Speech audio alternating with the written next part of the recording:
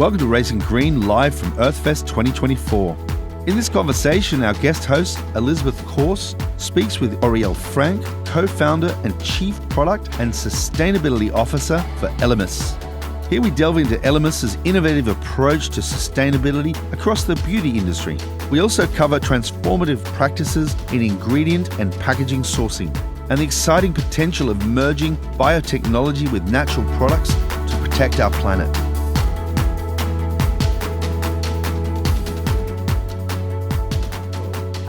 That is the philosophy of, say, B Corp, that your business as a force for good. And that's what we believe at Elemis, really, that to be part of that beauty industry, we need to change the mindset of the industry. We need to collaborate together, and we need to work for a better future. So that might be looking at waste. It might be looking at biodiversity. It might be looking at how can we reduce from the 120 billion units annually of packaging that we're creating? We need to reduce that. And it's not going to be up to governments and people like that to tell us what to do. We as an industry need to collaborate together and say what isn't working, what is working, and what do we need to do better. Yeah, and I suppose if we then deep dive straight into the Elemis story as well, you have yourself been part of this story for over 30 years and counting. And so you've had a front row seat as to the trends, where the beauty industry has been, where it is today, where it could go from this point on. Mm-hmm. So why don't you start by telling us a bit about Elemis in terms of what you are and what you stand for, and then give us a sense of what the trends are that you're seeing, historically, but really now and looking into the future. We're a British brand, as you said. Our factory is down in Somerset. A lot of people don't know that.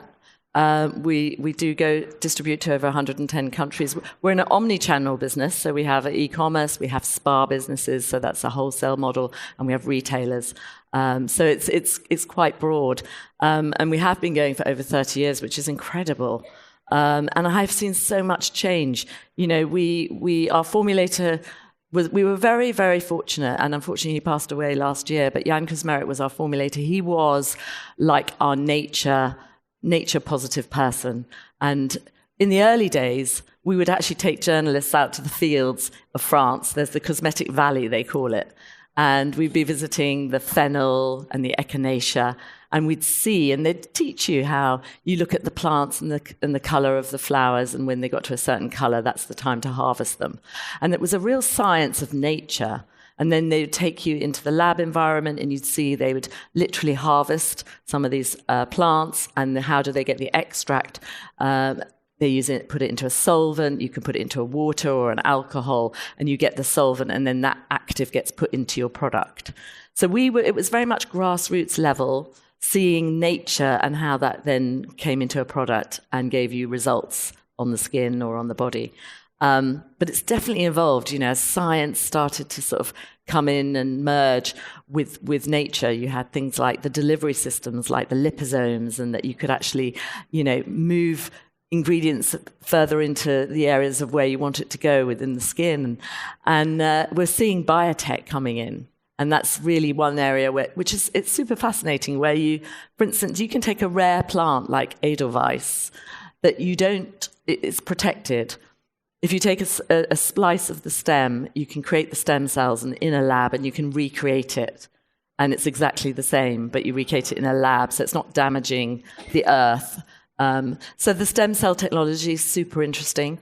Recently, we're doing a project at the moment where we collected waters around the north coast of Devon and around Lundy Island. And we actually have taken that into a biotech environment. We've analyzed it. We've now got diatoms of algae from the algae, and then we can reproduce that in a lab environment. So you've got this merge of nature in the soil, and 15 kilometers from here in the heart of London, we've got our fields with 5,000 hectares of borage. So we still have our fields, but we also have science in labs as well. So to me, it will be about balance in the future, that we're not taking too much from the land and we're not destroying the land, but we're also able to create incredible ingredients in a lab environment as well. And that is such an interesting trend because, of course, it's all moving so much more quickly compared to maybe what's happened in the first 30 years as opposed to what's going to happen in the next 30.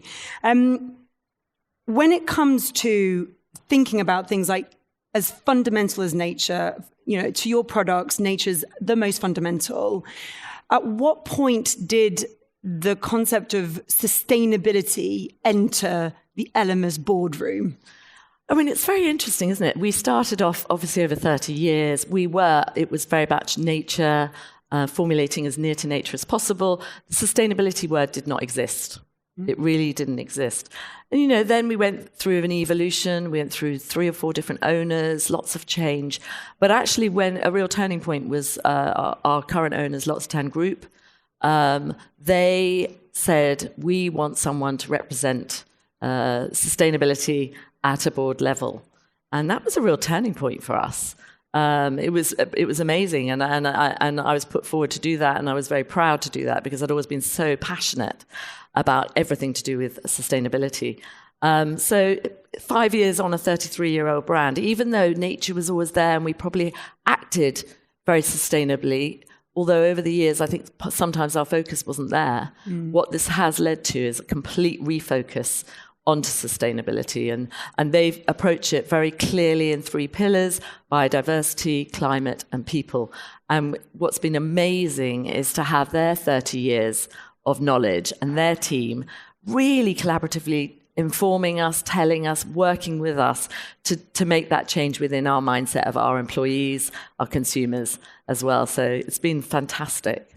Yeah, I definitely want to come back to that point around how we encourage mindset changes across kind of the stakeholder groups. But just going into this this notion of biodiversity, because obviously we hear a lot about the climate story, which is very much more focused on emissions and packaging and all the rest of it. And of course, biodiversity has become, it's obviously grown in importance over the last 12 to 24 months. How have you taken biodiversity as a concept from board level and implemented that? Yeah, that's a very good question. I mean, the first thing that we had to do was actually analyze every single ingredient across our business. And then we think we're at about 800 raw materials. And we have to plot them on a map and work out where they're all coming from around the world. And we have to work out volumes that we're using of each one. And it was so fascinating. I learned so much by doing that. Because actually what you realize is, you might use a very, very small amount of an active, but actually the commodity ingredients, like the oils, that's where, the sunflowers, the rapeseeds, the shea butters, the sweet almonds, those are commodity products. That's where a lot of volume comes from. So it was super interesting. One, to plot your land use, your water use, understanding where everything's coming from. So we've only just recently done that. And we've doing a biodiversity workshop internally with our leadership team, so they actually really understand the importance of nature and what we're doing on the planet and how it interrelates with climate, because they have to work together. So we've started off very much at a plant level and continue to work through that. Yeah. So you get given the opportunity to step up as the sustainability person in that boardroom. Yeah. And although you were interested in it, it was never something that you did as a sustainability. No. So talk us through that first moment, because I think there'll be a lot of people in that same situation that want to step up. They want to do something. Actually, the first thing that I said to my boss was, I'm passionate about it, but I don't know anything about it. And I think just being vulnerable and saying, I don't know enough. I don't feel like an expert. I don't understand enough about it. I need to learn. So while I was doing my day job, I also signed up to do a course at Cambridge University, at the Sisal course, which is in leadership in sustainability, and it's 8 weeks. And that really was a real crossroads for me, because it was 500 people, all from different industries. I thought I was going to get all my answers for beauty, but it wasn't. It was every industry coming together. And the first thing you do is you look at your industry and you say, what are the problems in your industry? What is it? And you suddenly realize our biggest problem is our waste, but it's also our ingredients and what they're doing if they go into the plug hole, are there microplastics? So the first few sessions were on identifying the problem in your industry. It was then about selling it to your board. And then the final piece was what's going to be your action plan when you're back at work. So for me, it was the best 8 weeks. I sort of came out with my roadmap. And I do continue to say education is absolutely king.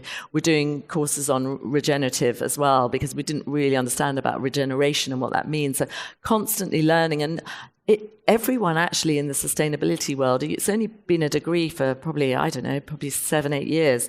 It's relatively new as a topic. So it's just to keep learning and educating yourself. I think something that you have really tried to build into the fundamental culture of your business. You mentioned things like microplastics and where some of the biggest challenges are. I would love for us to deep dive a bit more into, whether it's specifically for Elemis or for the beauty industry as a whole, what are the very specific areas and challenges that you're dealing with, and maybe where you've chosen to focus this last year, because you can't do it all at the same time. So give us a sense first, where are the big challenges, and then maybe how you've come to what are your current goals at Elemis? Yeah, I mean, obviously, I mentioned the pillars, and when we're talking to other industry people, we try and keep it simple because it's vast. So we start with climate, and that would be everything from your carbon emissions. So the first thing we did was we did our carbon footprint. And even that was an education, what are causing our emissions as a company? And actually, as operationally, it wasn't huge. Something like 1 or 2% was the amount of electricity we're using and things like that. Our biggest emissions was actually up from our packaging and the manufacturing of that packaging, and some higher than others, like glass, has a lot more carbon to make it, but it's much more recyclable. And then you've got the sort of that waste piece is so key in understanding that sort of recycling. So your carbon emissions, the use phase, I had no idea that probably 46%, I think, of our carbon emissions are people using our product, which is counterintuitive. You want to sell someone a cleansing balm, but you have to measure that as 3 liters of warm water to remove it. Or if someone is having a shower, it's 35 liters of warm water. So then you work out, what the impact is. And that led us to saying, well, maybe we need to do some research and spend some money looking at how reducing the temperature, turning the tap down, we could then really start to promote something like maybe we should be promoting cold water cleansing. So this is a project that we're working on that's live at the moment, and it's so interesting. Can we, a bit like the toothpaste and toothbrush and, turning the tap off in between brushing your teeth, could we actually influence people to sort of turn the temperature down, have shorter showers, and actually use less carbon? Because it's our customer that's actually creating that carbon. So we started off with climate, and there was carbon emissions. Also, our packaging, what it's made of, the materiality of that. We then moved on to biodiversity, which is very much your ingredients. What are your ingredients that you're putting into your product? Where are they from? We've talked about that. Are they having an impact on the world? Are there any concerns? And then finally, we sort of work around people having fair living wage, looking at DE&I and that aspect as well. So it's very clear the sort of the 3 streams. And then probably the toughest one for us is we're reimagining, right as we speak, we're reimagining our whole range. If Nirvana is the most sustainable packaging for Elemis and sustainable formulation, we have to reformulate. We have to look at all of our packaging. And that's where we're at the moment. And it's really going to take us a while, and it's progress over perfection, and it's moving. We've got an example here of a plastic jar, the same size, and that's a glass jar, and we can see they're the same size, both 15 ml. So to our listeners at home, it's worth jumping on the link to see the difference, because you're holding up 2 jars, one which is the original jar, which is almost 3 times the size of what is then officially the new glass container. Yeah. And, even within that, you've got the lid, and the lid is mono, two different materials. You've got an aluminium and you've got a plastic. So we're now looking at how we could create just an aluminium one that could be recycled. Then you've got to think about the size. Will it actually be recycled? Because it's usually over 55 centimeters. So there's that project that we're working on. We're also working on our sachet project as well, because the biggest the industry wants to sample all the time.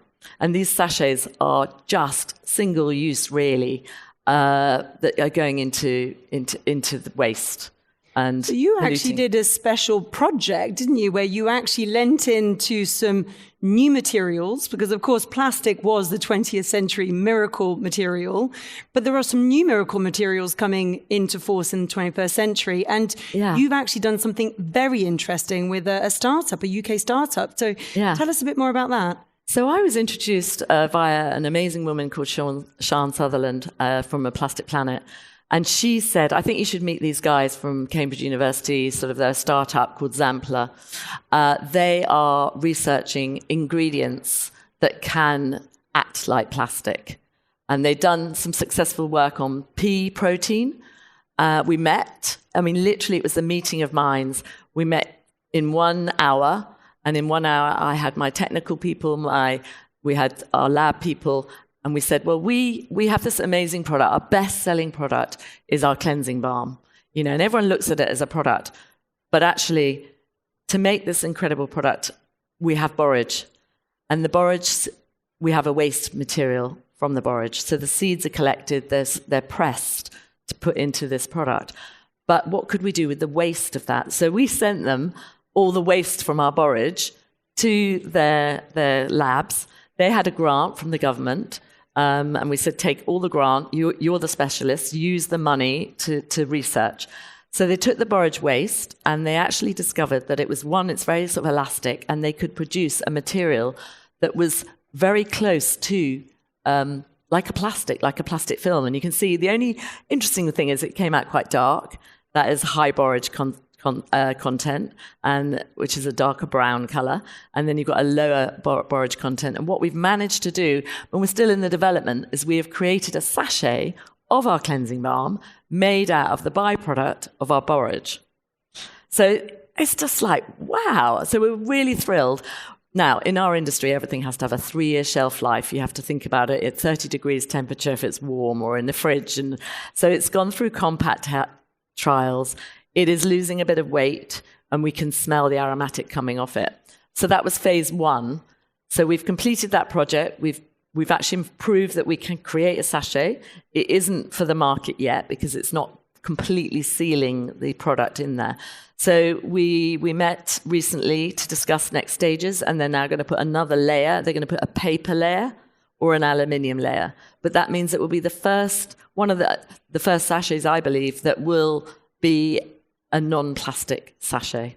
So I think if we can solve that problem and work together, we've now got to work with the packaging companies, the design companies, the sachet companies, but everyone needs to solve that problem because, it's a big problem for the beauty industry. Well, tell us how your peers in the beauty industry have responded and what collaboration is happening at the moment, because I understand that there is a meeting of minds and there is an idea that we need to work together. Does something like this become a new business model where you're able to sell new packaging, which is not what Elemis is known for? And how is your approach in terms of working as an industry? I think the beauty industry is really doing some incredible work. We are collaborating, which is unheard of. In the old days, beauty industry was like competition, don't talk to the competition. Everyone was very secretive. And what you've seen is a lot of change. So we have 3 actually, we're very proactive in 3 areas. There's a B Corp Beauty Coalition. So that's about 88 companies sharing everything that we know about, because sustainability is affecting us all and it's the future of our planet. So we all need to collaborate. So we're working with, they're the real powerhouses. We're working with some of the leading, some fascinating brands out there that are really pushing the boundaries. So we collaborate, we come together as a board. We also have CW, which is Cosmetic Executive Women. We have a sustainability pillar there. And we work together on doing webinars, to the industry. And then I'm very proud of the British Beauty Council, because they set up the Sustainable Beauty Coalition. And what we've done there is we've come together, and there's Superdrug, there's Marks and Spencer's, there's Lush, there's brands in there, there's L'Oreal Professional. So it's a whole collaboration, and we've formed 6 task forces. There's a government task force, there's a reuse refill task force, there's a plastic reduction task force, there's a professional services task force, where things like aluminium foils that are used for people when they're dyeing their hair, only 2% of the aluminium foils are recycled.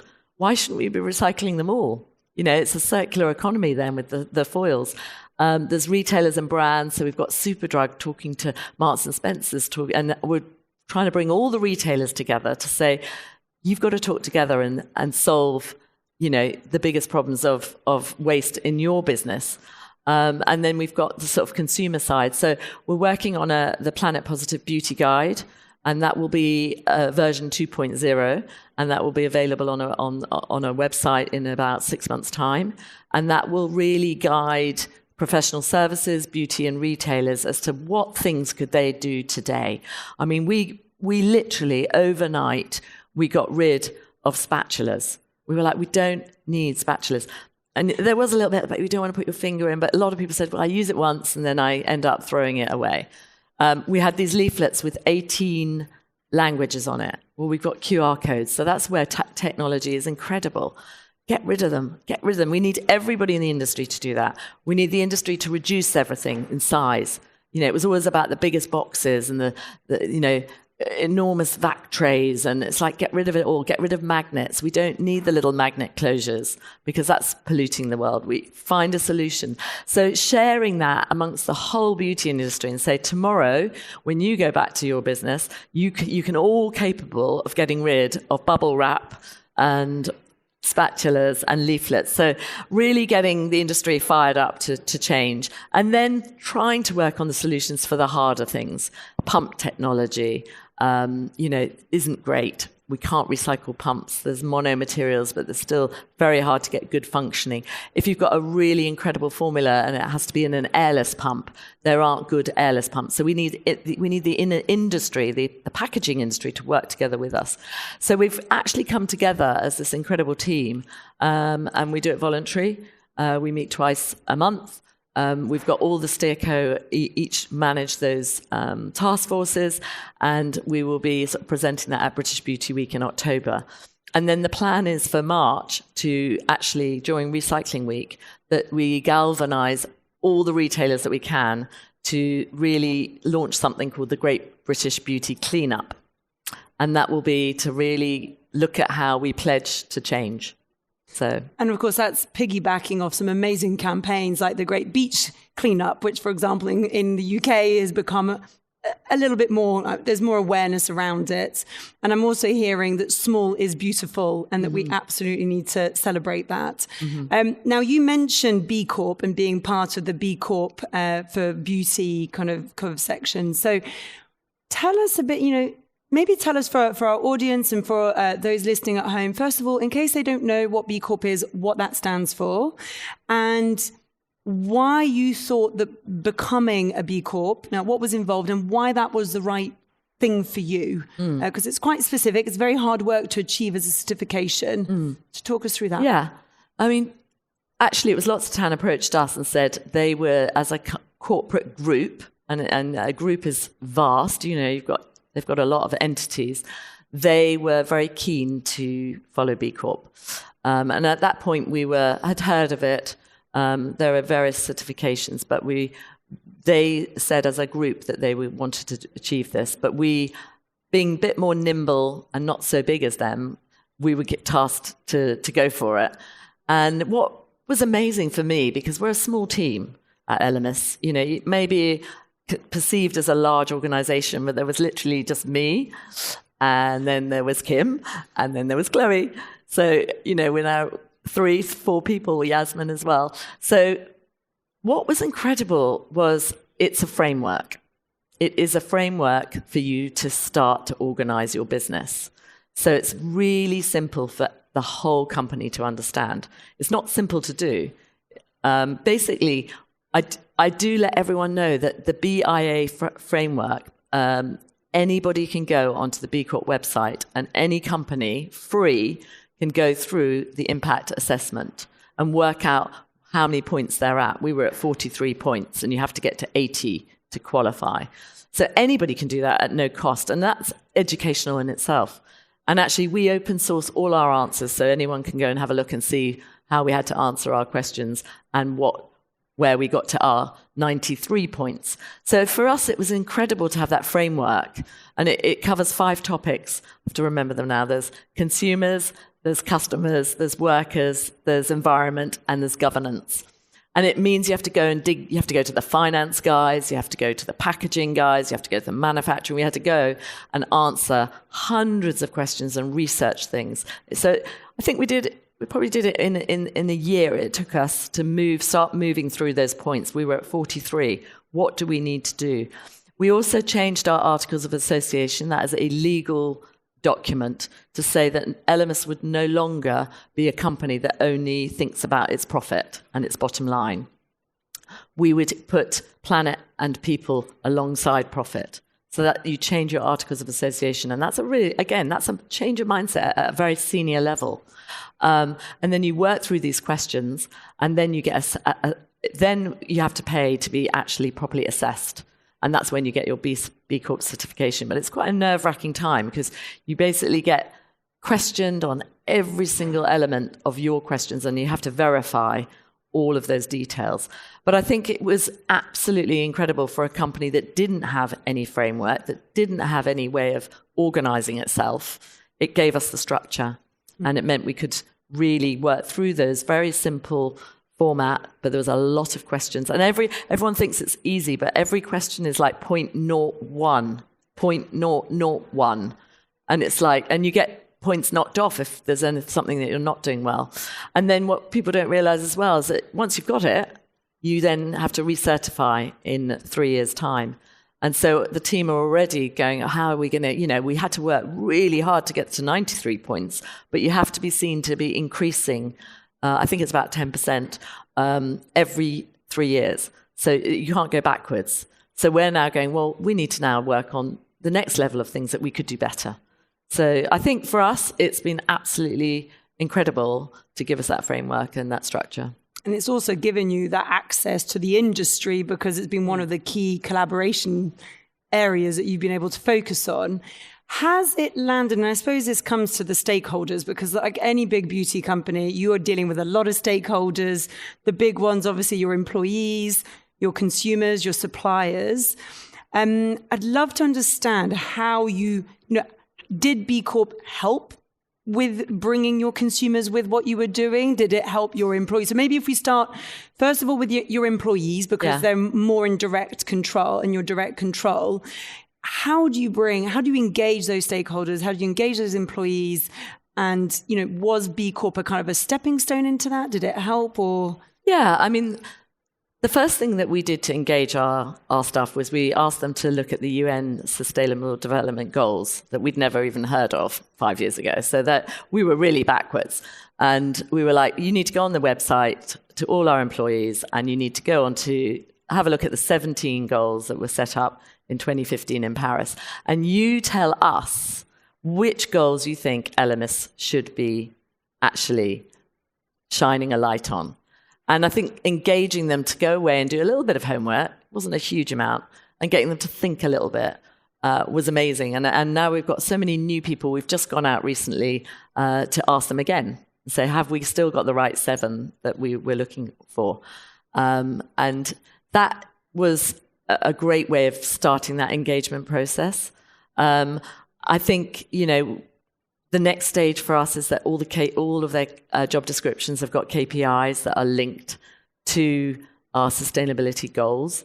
So that's making their manager having to think a little bit. And then it's getting them involved in all the projects that we're doing, and making sure that, we almost need to get champions in each area. And we've got vast teams. We've got our press team, and we've got our social media. We've got our designers. When someone's doing a build for, I don't know, for instance, we're launching a new store in Covent Garden. when they're doing that build, what materials are they using? You know, are they thinking about sustainable materials? What would be the afterlife of, say we do a pop-up in Covent Garden, what's the afterlife of that pop-up? Is it just going to be in landfill? So it's that actually every person actually has a very different role to take. And so we can't, it's up to them, to sort of their managers to work through what is important to them as a team. And so, you know, in product development, it might be, you know, ingredients and moving away from anything that is sourcing and packaging and understanding that small is beautiful. Because the number of times they go to packaging and they're like, oh, we love this giant jar and it's a double wall jar and it's huge. And it's like, no, you need to think differently. You need to understand that we've got to go small and we need to be far more mindful. So each area is completely different. So I think for us that engagement has been very much about at the grassroots level. And I think to be successful globally, we now need to then understand what's going on in America, what's going on in Asia, what's going on in EMEA. And they've got separate teams. So we need champions and advocates for our sustainability goals. We can't, definitely what we've learned is we can't just sit in London and think it's all going to happen. We actually need every single person to be hearing it, believing in it, and doing it, and thinking about it every day. And that's not easy.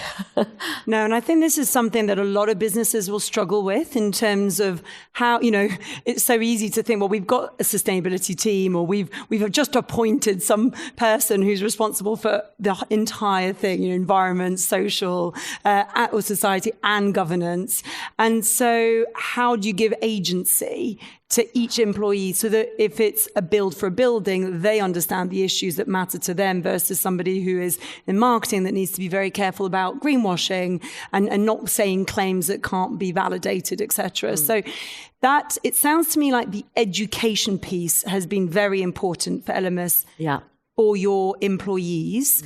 And you talk about geographical kind of differences and cultural differences.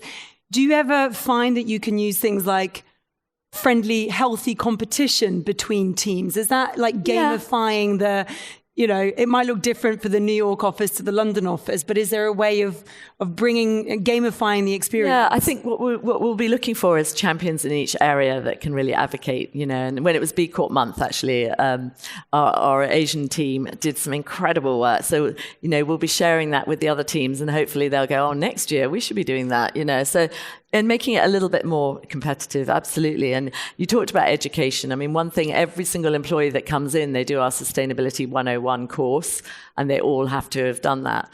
But you have to make it fun, you have to make it interesting, and you have to make it, you know, relatable. So yes, I think it's getting those advocates and making sure it's easy for them to understand. And, you know, we might be sitting here in the UK where it's one day it's pouring with rain and we've got floods, yet we're talking about, you know, there's other regions which are completely different where they've got no rain, and that's how that's affecting them. And culturally as well, every culture is quite different. You know, what's going on in America versus what's going on in Asia, they have a different perception of sustainability. So I think, you know, what I think we've got to do is understand where each region is at with sustainability and then make sure it's tailored to their region. We're kind of fortunate that Lottstown have already made quite a lot of progress. You know, so they have recycling points and they put a lot of their message out. So the teams actually that are in the regions where a Lottstown group are already are actually pretty well educated. Do you think it is a way of attracting talent as a business, or is it not quite at that level yet? I do feel that the minute you say you've got B Corp, there is a like, oh, okay, they must be a good company. So you do bring that kudos with B Corp, you know, that it is about businesses as a force for good. I think, you know, once people come and join our teams, it's up to us to make sure that they then are engaged. So, for instance, we do river cleanups. We went to a school and we reinstalled all their planters and planted plants so the children could learn about plants. We do the beach cleans, and actually that's the time when, you know, we were walking down the Thames from Putney and there was 50 of us with our little litter pickers, and they were like, we get it, we can see all this stuff that's just been thrown into the Thames and we've collected the rubbish. And then you see them going, you know, computing about, we've produced a beautiful product, but if that just gets thrown into landfill or incinerated, it's not doing good. So we need to think about that. So I love really making it tangible. I love it when we say to our teams, let's go to the fields. It's July, the borage is in full bloom, and you're going to get your feet in the soil. Because looking at a jar in the office, and you can't imagine a field, and everything starts from the soil. And that soil has to be healthy. It has to be nurtured. We need the bees. We need the insects to pollinate the flowers. And then you can get this wonderful borage. But just seeing that penny drop, I brought our designer out, and we did have the most spectacular day. And there was these purple fields, and it was blue sky. And we were just... The beekeeper was there with the bees. He was showing us the honey that comes from our borage. And I could just see the mindset going, wow. When I'm talking about the cleansing balm and I'm trying to kind of like bring it to life, it actually has all started here from this field. And I think getting that real tangibility that people understand that a lot of our product starts from the soil and nature is so important. That work of trying to reduce the psychological distance between where it is you and where the products come from, or you and where the impacts are felt. Mm-hmm. If you're not on the Thames every day, not seeing it on a daily basis, it's easy to think out of sight, out of mind. So there's that constant work, isn't there, of engagement. You touched a little bit before around bringing your consumers on board. And of course, they're a big part of your impact. You mentioned about how, what water temperature they cleanse their face with. And of course, some may be asking you to be more sustainable, but others may just not be thinking about it. So how do you position it so that, I guess, there's an element of educating consumers, getting them excited about the fact that they are part of this movement, and whether they're into it or not, that they can feel proud of buying your product. So tell us how you've approached engagement with consumers. I mean, that's a really important topic, and probably one of the hardest things is to sort of, if you really think about a product, a beauty product, and let's be really frank here. You buy a product because you want it to do something, you want a result, you want to enjoy using it, and it has to do what it says on the tin. And then you might want it to be from a company that you feel has a good ethics. There's no point in buying an ethical product, but it doesn't do anything and it doesn't smell nice and it's not a nice experience. So the two have to marry up perfectly. But I think actually, it's bite-sized, simple messaging to get that message across. And the team are working super hard to sort of really make sure that when we're launching a new product, we also do cover, the material of the packaging or the ingredient and where it's come from or how we sourced it. And making sure that story is always that. It's all about the storytelling. And I think in the future, we plan to take influencers, we've already done it a few times, out to the fields, and so that they start talking about that. And, TikTok for Good is a whole other, there's 1 million people on TikTok for Good. And it is like the next generation is looking at TikTok. So how do we bring our strategy into a TikTok environment? It's bite-sized video. That's working in a very different way. But it's the product first. Why do you love it? Why do you want to use it? And did you know that it's got this incredible ingredients with fabulous bees everywhere that are supporting the community? So I think, it is visual. I think we need to bring it to life very visually with very few words. You can't get too technical, and keeping it simple. Yeah, protecting the consumer from having to know all the details, because it's such a minefield. I often call it sustainability spaghetti. I mean, how do you know what is good, what is not bad? So they really need to trust the brand and just know the bits that they need to do so they can show it off in front of their peer groups. So I think in terms of, you've obviously got a very visual storytelling approach. When we think about, I know in the UK here, we're in an election year, so it's hard to maybe get push for as much change. But it does seem to me like Elemis is doing a lot of advocating for what good looks like in the industry. And you're not alone. You're doing that with your groups, with the groups you talked about before. How does that work for you? Like, how important is that role of advocating? Is it something that you want to lean into more? Is it something that you're like, well, we'll just do what we can do in the kind of the packaging sphere? Because of course, we're just about to have one of the biggest petrochemical plastic factories be built in Europe, in Antwerp, and so that insatiable demand for plastic doesn't seem to be going anywhere. So, what can the beauty industry, this is more than an Elemis question, what can the beauty industry do with the governments of the world, not just the UK government? I think we've just realised that we cannot wait for governments to get their act together. I mean, it isn't the top line at the moment. You've got the living crisis, cost of living crisis is number one, and actually sustainability gets pushed down. So I think we just as an industry need. What I love is this collaboration and taking action. Get rid of the spatulas, get rid of the leaflets. Come on, guys, we can all do this collaboratively. So let the governments, whatever they'll do. I mean, there is probably in the future we need to get recycling rates up. All that work we do, putting our curbside out, putting everything into the different boxes. Only 9% of that gets recycled, and the rest goes to landfill or incineration. So to me, the governments need to get that recycling. They need to help the recycling companies. What you suddenly, when you start to learn more about that, it's about what is of value to the recycling companies is the only thing they want to bother recycling. So it might be aluminium and glass. The rest, the plastics, it's too much effort. So there's a change of thinking. And actually in our world, everything is about what can we remove, what can we reduce, what can we refill, and what can we reuse. That's really what the industry needs to showcase. Recycling is actually the last thing we need to be doing. So, are there refills? Can we have the same jar and put more in, or, refill pods or whatever? So we need to find ways to have less waste. Yeah, well, I think what I'd like to do, we're going to have to bring this conversation to a close, which is always sad because you've got so many great ideas. And I think you really strike a good balance between showing that change can happen, which will in itself inspire change, but then giving us some really good tactical advice as to things like, let's bring in sustainability as a KPI for all of our employees.